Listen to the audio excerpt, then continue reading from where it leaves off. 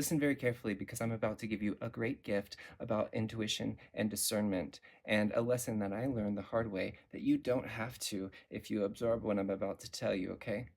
I want to share with you a key or a few keys of how to discern and to follow your gut instinct and to know the difference between being paranoid or being unreasonable and having a tried and true gut instinct or intuition.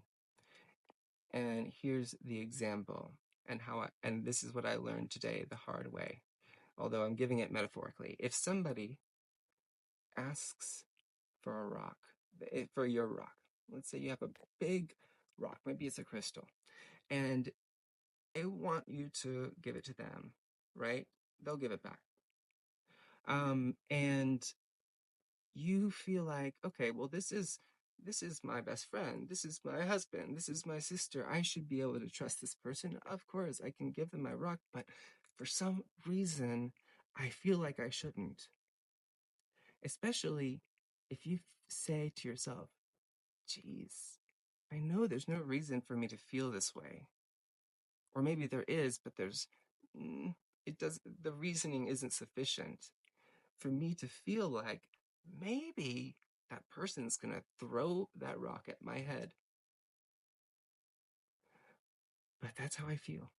And then, especially if other people try to tell you you're being unreasonable, you are being paranoid, they would never throw a rock at you. They would never do anything with that rock. They'll give it back to you. It'll be fine. Give them the rock. Let them have it. Let them use it. Okay. Maybe they need to do some crystal healing. There's so many reasons they need the rock, and there's going to be no problem.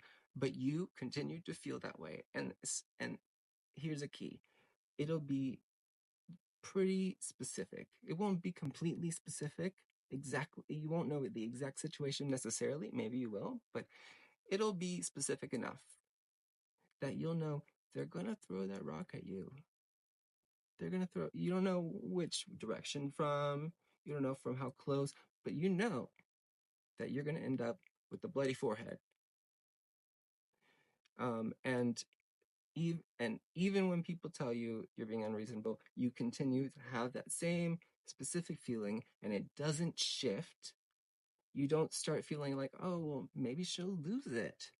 Maybe he will throw it in the ocean. Maybe they will give it to their ex. No, it'll stay.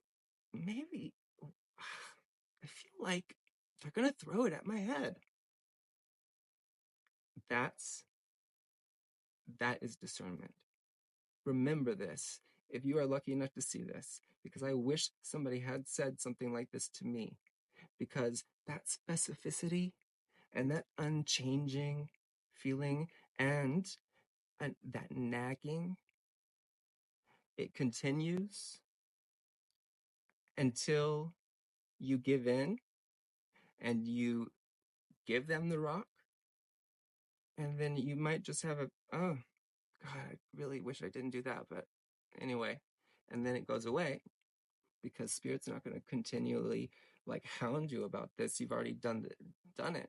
You've given them the rock. Okay. You need to follow that. You need to follow that. That is how you discern. Now, there's lots of other kinds of, lots of other ways intuition will come to you, but especially if somebody's going to betray you, that feeling will not shift. It will be specific relatively, and it will nag you until you make that decision. And, the only person, really, the person who's going to suffer the consequences of you giving that person that rock isn't them. It's not the person you gave it to. It's not the person who manipulated you. It's not the people who were like, you're being crazy. So why would you think that? And influenced you to give them that rock. No, none of those people suffer the consequences. You do. You do. Because that's why Spirit gave you the intuition. And it's not about punishment, but it is consequence. It is, you know, if you don't if you don't follow it now, then at the very least, the next time you'll know what to look for. You'll know what that feels like. But I'm here telling you, you have the keys. So when it's serious, you'll know. And by the way, um, it's not always true that you have zero anxiety and zero, fear or negative, difficult emotions surrounding these intuitions, but it will be dulled down a little bit. But not so much that you can ignore it. You will not be able to ignore that. But it might still be a little bit scary, but it's not going to overcome, you won't be overtaken by it. That's the thing. And um, it will be clear. So when you're just anxious, or when you're just being unreasonable or angry or something, and you feel that way because of an ego thing, it's going to be a little unclear because your emotions are making it unclear. And like I said, it will shift around and you might kind of not be able to decide what they're going to do with the rock. But the discernment, the way to discern is what I've already said. But I learned that the hard way today. And I am intending right now, you hear me? That I'm not going to make that mistake again. I don't care who it is.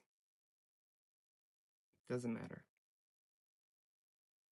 If you feel like you shouldn't trust someone, uh, and that keeps coming, don't do it. Don't do it. It's not worth it. And it is worth the trouble that you might have, like with your family or whoever, your friends, your friend group, and when they say, "Oh God, why would you not give them the rock?" And it's like they're giving you a hard time about it, and you feel embarrassed. You feel like you made a mistake, but at the same time, you know you didn't. Uh, it's worth the social trouble. It's worth the embarrassment. It's worth the like criticism for you to follow your intuition, because I guarantee you that that social trouble that you're going to have for following your intuition is going to be way less severe and intense and long lasting, perhaps, than the consequences that you're going to have for giving them that goddamn rock.